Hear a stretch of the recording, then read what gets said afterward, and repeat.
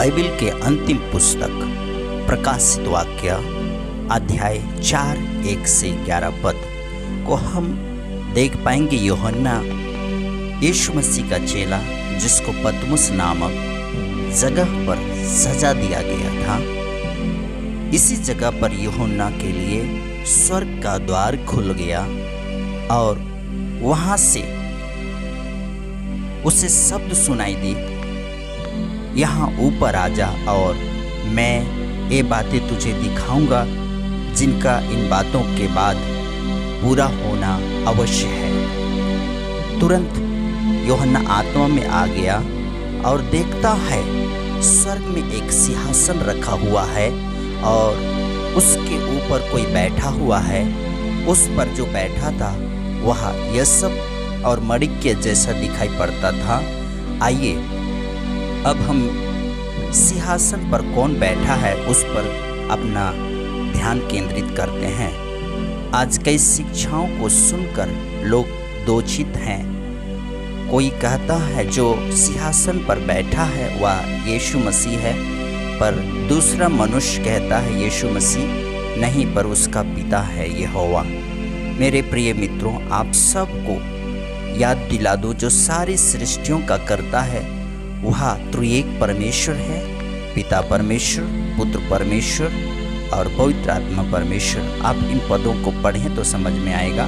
यूहन्ना 10:30, 14, 8 से 11, प्रेरित 4:24, जिसमें अच्छा से समझ पाएंगे। पहला राजा 22:19, प्रकाशित वाक्य 6:16।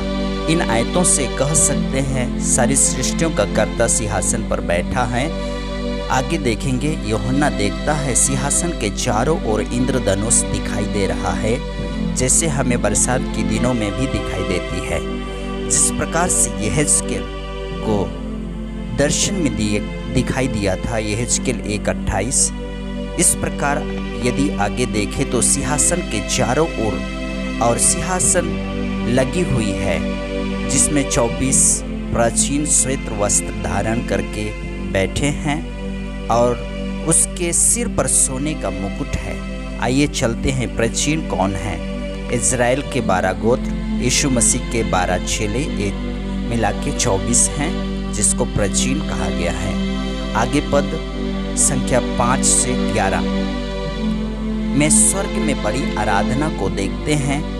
हम आगे देखे हैं परमेश्वर के सिंहासन से बिजलियां और गर्जन निकलती है और सिंहासन के सामने 7 दीपक जल रही है। वे परमेश्वर के 7 आत्माएं हैं और उस सिंहासन के सामने मानो बिल्लौरी की सी कांच के समान जैसा समुद्र है और सिंहासन के बीच में और सिंहासन के चारों ओर 4 प्राणी हैं, जिसके आगे पीछे आँख ही आँख है, जिसको करूब कहा जाता है। पहला जो था सिंह के समान, दूसरा बछड़े के समान, मनुष्य के समान, उड़ते उकाब के समान, यहेजकेल 10:12। और इन चारों प्राणियों के 6 पंख हैं और चारों ओर भीतर आंखें ही आंखें हैं, यहेजकेल 1:10-24।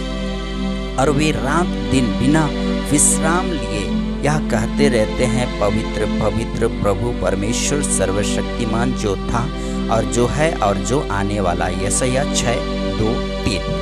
और युगान युग जीवता है, महिमा और आदर और धन्यवाद करेंगे। दानियल 12:7।